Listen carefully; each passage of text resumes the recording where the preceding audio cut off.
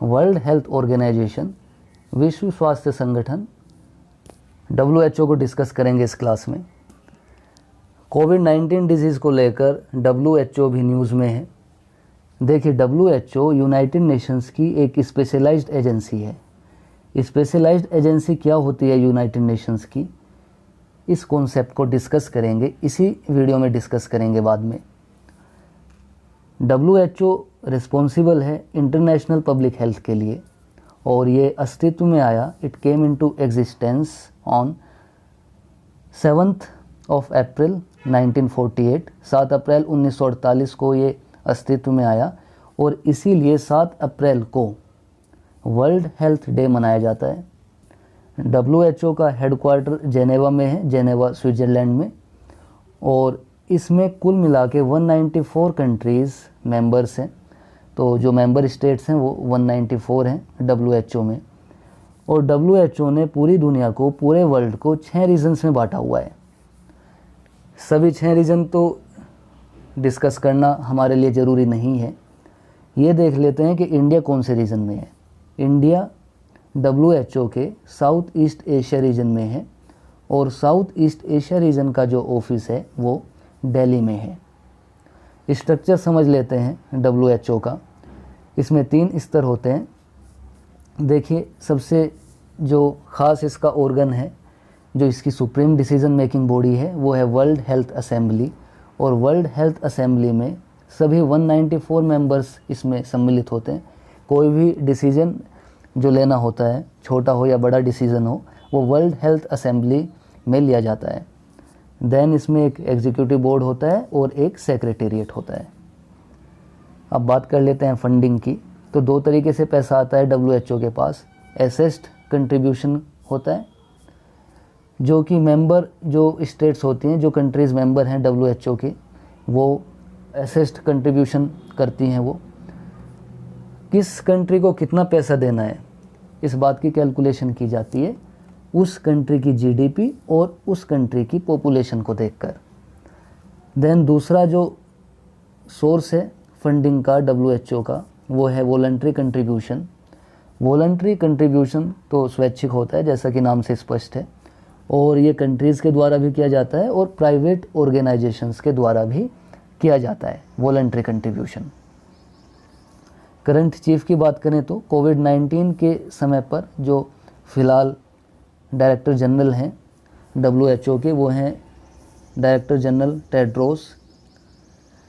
WHO के chief की जो पोस्ट होती है उसको डायरेक्टर जनरल कहा जाता है। तो ये सभी बातें हो गई WHO के बारे में, जो कि आपको पता होनी चाहिए। अब देखिए, इसमें डिस्कस कर लेते हैं कि ये शब्द आया था स्पेशलाइज्ड एजेंसी, कि WHO यूनाइटेड नेशंस की स्पेशलाइज्ड एजेंसी है।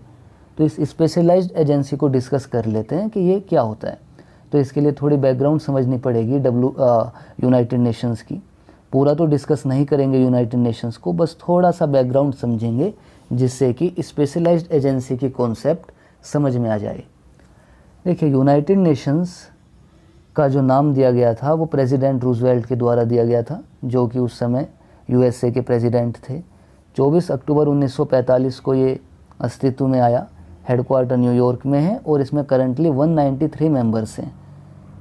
यूनाइटेड नेशंस में 6 मेन ऑर्गन्स होते हैं। जनरल असेंबली, जिसमें कि सभी 193 मेंबर्स होते हैं। देन सिक्योरिटी काउंसिल, जिसमें कि 15 मेंबर्स होते हैं। 5 इसमें परमानेंट मेंबर होते हैं और 10 मेंबर्स का चुनाव होता है 2 सालों के लिए। जनरल असेंबली ही चुनाव करती है 2/3 मेजोरिटी से।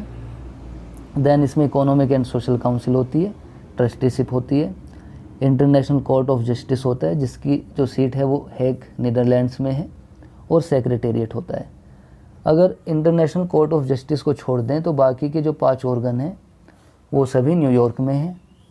यूनाइटेड नेशंस सिस्टम में यूनाइटेड नेशंस सम्मिलित होता है।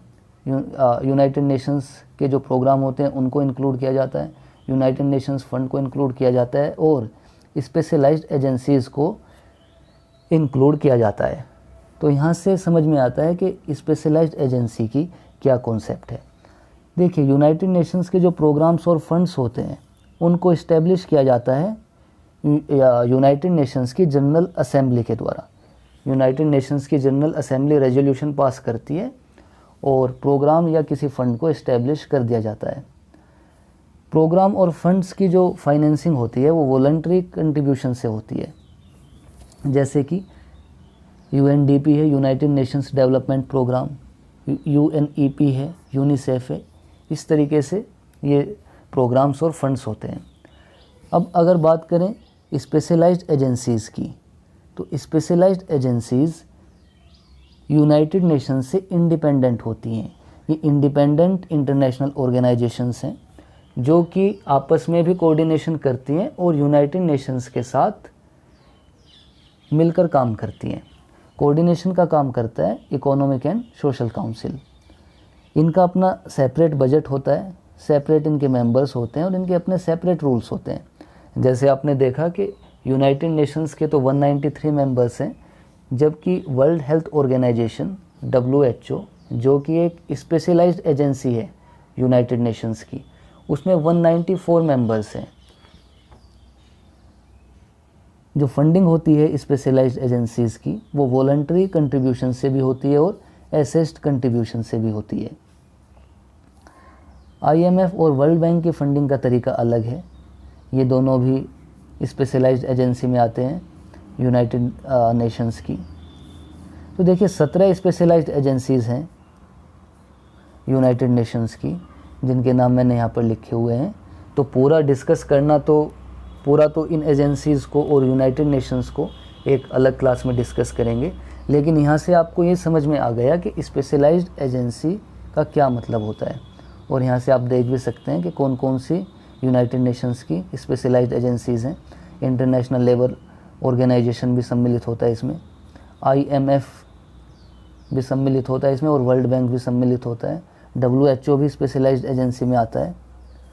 जो वर्ल्ड ट्रेड ऑर्गेनाइजेशन है वो यूनाइटेड नेशंस की स्पेशलाइज्ड एजेंसी में नहीं आता है।